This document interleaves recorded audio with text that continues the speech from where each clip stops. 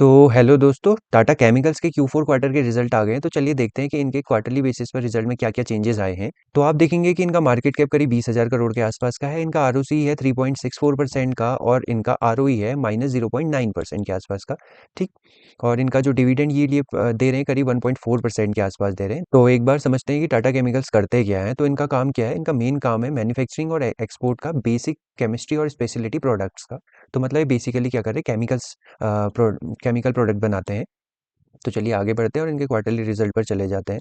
तो आप देखेंगे कि टाटा केमिकल्स के जो मार्च 2025 क्वार्टर में सेल्स हुई थी वो करीब थी 3,500 करोड़ की और इस बार सेल्स है 3,438 करोड़ की। तो मतलब सेल्स में ड्रॉप आया है। दूसरा इनके एक्सपेंसेस थे करीब 3,182 करोड़ के, वो घट के हो गए हैं इस बार 3,164 करोड़ के।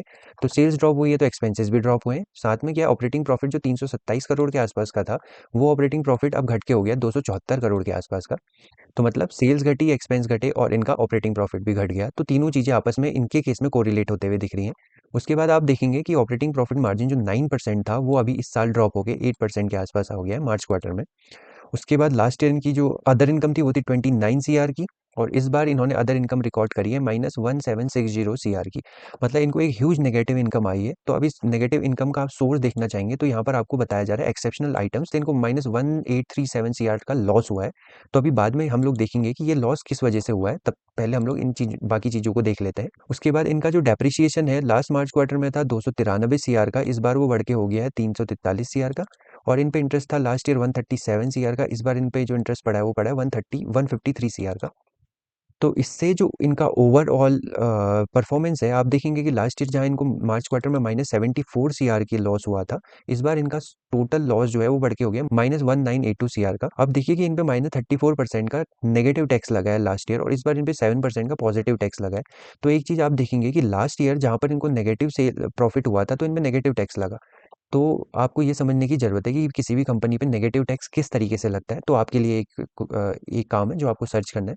दूसरी चीज़, ये आपको सर्च करना है भी किसी भी कंपनी में अगर हम लोगों को नेगेटिव प्रॉफ़िट हो रहा है तो उसके बाद भी हम पे टैक्स कैसे लग सकता है। तो ये 2 चीज़ें आपके लिए मैं सर्च करने के लिए छोड़ देता हूँ। तो अब इनका जो नेट प्रॉफ़िट मार्च 2025 का था वो -49 सीआर का था, वो प्रॉफ़िट अब क्या हो गया -2116 सीआर के आस-पास पहुँच गया है। मतलब इनको इस बार एक बहुत बड़ा ह्यूज लॉस हुआ है मार्च क्वार्टर में। अब चलिए आगे बढ़ते हैं और इनके ईयरली रिजल्ट को देख लेते हैं एक बार। तो आप देखेंगे कि जहाँ लास्ट ईयर इनकी सेल्स थी करीब 14,887 करोड़ की, इस बार वो घट के हो गई 14,584 करोड़ की। तो आप देखेंगे कि 2023 के बाद कंटिन्यूसली इनकी सेल्स में ड्रॉप आ रहा है। तो ये चौथा साल है जब लगातार इनकी सेल्स घटी हैं। लास्ट ईयर जो इनके एक्सपेंसेस थे वो थे 12,934 करोड़ के और इस बार इनके एक्सपेंसेस थोड़े से कम हुए हैं और वो हुए हैं 12,779 करोड़ के। तो अब सेम टाइम पीरियड में आप देखेंगे जहाँ लास्ट ईयर ऑपरेटिंग प्रॉफिट इनका निकल के आ रहा था 1953 करोड़ का, इस बार का इनका ऑपरेटिंग प्रॉफिट है 1805 करोड़ का। तो कहने का मतलब ये है कि टाटा केमिकल्स का जो मेन बिजनेस है उनको लगभग लगभग उससे 2000 करोड़ की क्या हो रहा है, अर्निंग जनरेट हो रही है। आप एक चीज़ ये देखेंगे कि जहाँ पहले इनका ऑपरेटिंग प्रॉफिट मार्जिन करीब 23% और 18% के आसपास रहता था, वही ऑपरेटिंग प्रॉफिट मार्जिन अब घट के 13-12% के आसपास तक रह गया है। अब जो इनके प्रॉफिट में चेंज आ रहा है वो यहाँ से आ रहा है। देखेंगे कि जहाँ लास्ट ईयर इनकी अदर इनकम पॉजिटिव साइड में थी, इस बार ये करीब -1473 करोड़ मतलब नेगेटिव साइड पे है। साथ में इन पे करीब 500 से 600 करोड़ के आसपास का इंटरेस्ट भी लगा है दोनों साल। और साथ में इनके जो एसेट्स हैं उनकी वैल्यू करीब 1123 करोड़ से लेके 1200 करोड़ के आसपास 2 साल में डेप्रिशिएट हुई है। तो इससे हो क्या रहा है, जो इनका profit before tax last year 554 crore के आसपास बच रहा था, वही प्रॉफिट बिफोर टैक्स इस बार -1459 करोड़ के आसपास का पहुंच गया है। उसमें मेजर रोल प्ले कर रहा है नेगेटिव आने का ये वाला जो इनका अदर इनकम का सोर्स है जो कि नेगेटिव है। तो इस अदर इनकम के सोर्स जो कि एक्सेप्शनल आइटम्स है, मतलब ये वन टाइम सेटलमेंट है, जो इनका लॉस हुआ है ये एक बार का है, अगली बार ये लॉस हो फिर से नहीं होने वाला है। तो इसकी वजह से इन पे ये यहाँ पर एक ह्यूज हमको जो क्या है नेगेटिव लॉस दिख रहा है, उसका रीजन है ये वाला लॉस जो एक्सेप्शनल आइटम्स में हुआ था जिसके हम पहले डिस्कस कर चुके हैं। तो अब इनका जो नेट प्रॉफिट है वो निकल के आ रहा है 387 सीआर का और इस बार का इनका जो नेट प्रॉफिट है वो करीब 1700 करोड़ के आसपास का है नेगेटिव साइड पे।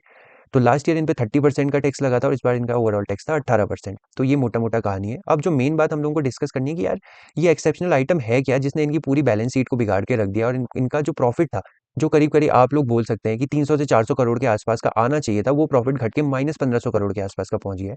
तो इसका जवाब है इनकी इन्वेस्टर प्रेजेंटेशन में। तो आप देखेंगे कि इन्होंने यहाँ पर डिटेल में समझाया हुआ है कि इनका क्या है, यूएस में इन्होंने क्या करा है, इनकी कोई कंपनी है जिस कंपनी की वैल्यू क्या हो गई है करीब करीब 1800 करोड़ से क्या हो गई है, कम हो गई है। तो यहाँ पर इन्होंने जो ये 1837 CR impairment of goodwill in US लिखा है। तो इसका मतलब क्या होता है वो मैं आपको समझाता हूँ। तो हुआ क्या है, टाटा केमिकल की एक सब्सिडरी कंपनी थी यूएस में, जो इन्होंने 2008 के आसपास करीब 4000 करोड़ के आसपास में खरीदी थी, और उसका मेन काम था सोडा एस बनाने का। लेकिन अभी हो ये रहा है कि इंटरनेशनल लेवल पर सोडा एस की डिमांड बहुत ज़्यादा घट गई है, और इसका क्या हो गया, ओवर सप्लाई हो गया, जिससे सोडा एस की एक तो क्या हो गया, डिमांड कम थी, ऊपर से ओवर सप्लाई की वजह से उसका क्या हो रहा है, उसके रेट भी कम हो रहे हैं। लेकिन ये रेट क्या कर रही है कंपनी, अपने जो भी इसके ग्राहक हैं, या हम लोग जो बोले इसके कस्टमर्स हैं, उन पे ट्रांसफर नहीं कर पा रही है, जिस वजह से इनकी वैल्यू कम होते जा रही है। अब ये चीज़ हमको यहाँ पर समझनी पड़ेगी कि जो कंपनी 2008 में 4000 करोड़ जिसकी वैल्यू मापी गई थी, मतलब 4000 करोड़ में टाटा केमिकल ने अमेरिका में एक कंपनी खरीदी, और उस कंपनी की वैल्यू टाटा केमिकल ये बता रही है कि 2026 में करीब 1837 सीआर से कम हो गई। लेकिन ये बात सोचने वाली है कि जो कंपनी टाटा केमिकल्स ने 2008 में 4000 करोड़ की खरीदी थी, क्या वो कंपनी अभी भी 4000 करोड़ की ही होगी? क्या उसका जो लैंड है, जो उसके एसेट्स हैं, उनकी वैल्यू अभी भी उतनी ही रही होगी? नहीं। ये केवल हमको यहाँ पर ये दिखा रहा है कि उस टाइम के प्राइस के हिसाब से अभी कंपनी की वैल्यू में 1800 करोड़ के आसपास का ड्रॉप आ गया। मतलब अगर उस टाइम कंपनी 4000 करोड़ की थी, तो अभी वो कंपनी कितने की बच गई है, 2200 करोड़ के आसपास की बन गई है। लेकिन ये एक्चुअल में होगा नहीं, क्योंकि जब अगर टाटा केमिकल उस कंपनी को बेचेगा, तो उसको फॉर श्योर 18 से 20 साल के गैप के बाद जो उसको कंपनी 4000 करोड़ की थी, वो उससे 3-4 गुना ज़्यादा के प्राइस पर ही बिकेगी। ये मेरा मानना है, क्योंकि कंपनी के पास इतने लैंड्स, इतने एसेट्स और बाकी चीज़ें होती हैं, वो क्या होते हैं कंपनी के, उसको हमेशा पॉजिटिव ही रेवेन्यू प्रोवाइड करवाते हैं। इसके बाद क्या होता है, इंडिया में जो लेबर कोड की वजह से जो नए लेबर्स लॉ बने, उनकी वजह से कंपनी को क्या हो रहा है, 54 सीआर का यहाँ पर आपको क्या हो रहा है, लॉस देखने को मिल रहा है। अब उसके बाद आप देखेंगे कि इन्होंने यूके में एक सोडा एस का प्लांट भी बंद किया हुआ है, जिसकी वजह से इनको 125 करोड़ का वहाँ पर क्या हुआ है, लॉस हुआ है। तो ये मल्टीपल चीज़ें हैं जो वन टाइम है, वन टाइम सेटल हो गई हैं। इसके बाद ये दोबारा से नहीं दिखने वाली है इनके, आप बोलेंगे बैलेंस शीट में, जिनकी वजह से टाटा केमिकल्स को इतना बड़ा लॉस हमको देखने को मिल रहा है। तो ये एक समझने की चीज़ है कि टाटा केमिकल्स को अपने बिजनेस से लॉस नहीं हुआ है, बल्कि उसकी सब्सिडरी कंपनीज जिनकी वैल्यू कम हो गई है, उनकी वैल्यू को टाटा को अपने एसेट्स में दिखाना पड़ता है। तो उनके एसेट्स की वैल्यू कम हो गई है, और वो वैल्यू को इनको कहाँ दिखाना पड़ रहा है, अपने अदर इनकम में, कि हमारी अदर इनकम इतनी कम हो चुकी है। तो ये जो हमारा एक्चुअल, जो हमारा नेट प्रॉफिट है, जो 1700 करोड़ के आसपास का है माइनस में, वो एक्चुअल ना होके वो एक बोल सकते हैं कि फिक्शनल है। ये ऐसा नहीं कि कंपनी को पैसा किसी को देना पड़ा है, बस ये जो वैल्यू थी उसमें क्या हुआ है, 1700 करोड़ का चेंज आ गया। और फ्यूचर में जैसे ही कंपनी के प्राइस बढ़ेंगे, ये अपने आप ऑटोमेटिकली प्राइस भी बढ़ जाएंगे। उस टाइम पे आप देखेंगे कि कंपनी फिर से एक्सेप्शनल आइटम में हो सकता है कि 1700 करोड़ की जगह 7000 करोड़ का क्या दिखा दे, अदर इनकम का जंप दिखा दे, और उस समय ये बोला जाएगा कि जो हमारी अमेरिका की कंपनी थी उसके प्राइस बढ़ गए, इसलिए हम लोग यहाँ पर ये दिखा रहे हैं। तो ये कंप्लीट मैनिपुलेशन है। तो चलिए आगे बढ़ते हैं। अब उसके बाद क्या हो रहा है, आप देखेंगे कि टाटा केमिकल्स का जो रिजर्व है, वो लगभग पिछले 2-3 साल से लगभग लगभग सेम साइड पर ही है। तो ये 21,000, 20,000, 19,000 करोड़, ये करीब 3-4 साल से एक ही रेंज में है। तो उसके बाद इनकी बोरोइंग्स आप देखेंगे कि कंटिन्यूअसली इंक्रीज हो रही है पिछले 2-3 साल से। तो जहाँ पर 24 में 5,500 करोड़ की थी, 25 में 7,000 करोड़ की हो गई, और अभी ये 8,000 करोड़ की हो गई है। अब इनकी बोरोइंग्स क्या है वो एक बार देख लेते हैं। तो इनकी बोरोइंग्स में आप देखेंगे जो मेन हिस्सा है वो लॉन्ग टर्म बोरोइंग्स का है, और उसके बाद शॉर्ट टर्म बोरोइंग्स भी इसमें है, और उसके बाद क्या लीज लाइबिलिटीज भी है। तो इनकी जो 8,000 करोड़ की बोरोइंग्स है, उनमें से जो लॉन्ग टर्म बोरोइंग है, तो वो लॉन्ग टर्म बोरोइंग्स हो सकता है इन्होंने किसी प्लांट को, किसी मशीनरी को लगाने के लिए ली होगी। तो आप यहाँ पर देख सकते हैं कि इनका जो, यहाँ पर आप देखिए जो करंट वर्क इन प्रोग्रेस चल रहा है, ये प्रोग्रेस कहाँ से आ रही है, ये प्रोग्रेस इसी बोरोइंग से आ रही है, क्योंकि कंपनी अपने रिजर्व को कभी भी हाथ नहीं लगाती है। वो रिजर्व को हाथ लगाने के बजाय बोरोइंग पे ज़्यादा लेने का भरोसा करते हैं, और वही बोरोइंग पे उनको इंटरेस्ट भी देना पड़ता है, और वही बोरोइंग यहाँ लॉन्ग टर्म और शॉर्ट टर्म और लीज के फॉर्म में हमको दिख रही है, ठीक है। और उसके बाद इन्होंने आप देखेंगे 9,000 करोड़ के आसपास की इन्वेस्टमेंट भी करी है, जिससे इनको रिटर्न मिल रहा होगा, जो कि इनके अदर इनकम में शो होना चाहिए, लेकिन नेगेटिव अदर इनकम होने की वजह से वो हमको शो नहीं हो पा रहा है, क्योंकि वो नेगेटिव इनकम बाकी सारी चीज़ों को क्या कर रही है, ओवर पास कर दे रही है। अब चलिए आगे बढ़ते हैं, और इनके हम लोग क्या करते हैं, प्रमोटर्स होल्डिंग पे चले जाते हैं। तो देखेंगे 2023 में जहाँ 37.9% के आसपास थे, अभी भी उसी पर है, 37.9%, कोई भी चेंज नहीं आया है। एफआईआई जहाँ करीब 14.5% के आसपास थे, वही एफआईआई अब घट के 11.9% आ गए। तो एफआईआई में ड्रॉप आया है, और सेम टाइम पर जहाँ डीआईएस 19.9% थे, वहीं डीआईएस अब 22.8% आ गए। तो आप बोल सकते हैं कि जितना भी एफआईआई के शेयर्स में ड्रॉप आया, मतलब जितना भी एफआईआई ने सेलिंग करी है, वो सारी की सारी सेलिंग किसने, डीआईएस ने एब्जॉर्ब कर ली है। बाकी इसमें किसी का कोई रोल नहीं है। इसके बाद आप देखेंगे पब्लिक जहाँ 27% के आसपास थी, वो अभी भी उतनी ही, और जो और पब्लिक की शेयर होल्डिंग में थोड़ा सा ड्रॉप आया है। और यही चीज़ हमको यहाँ पर भी दिख रही है कि 6,55,000 crore number of share holders थे, और अभी वो 6,43,000 करोड़ के आसपास बच गए।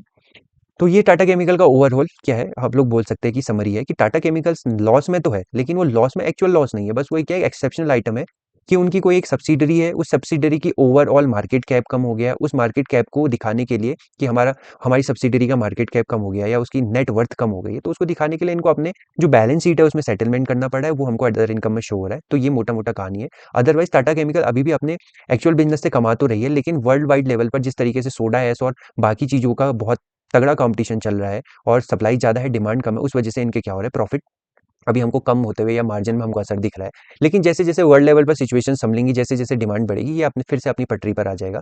तो आई होप आपको मेरा टाटा केमिकल का एनालिसिस पसंद आया होगा। तो कमेंट सेक्शन में बताइए आप में से किन-किन के पास टाटा केमिकल्स के शेयर अवेलेबल हैं, और अवेलेबल हैं तो आप किस प्राइस से उनको होल्ड कर रहे हैं। तो चलिए मिलते हैं नेक्स्ट वीडियो में, तब तक अपना ख्याल रखिए।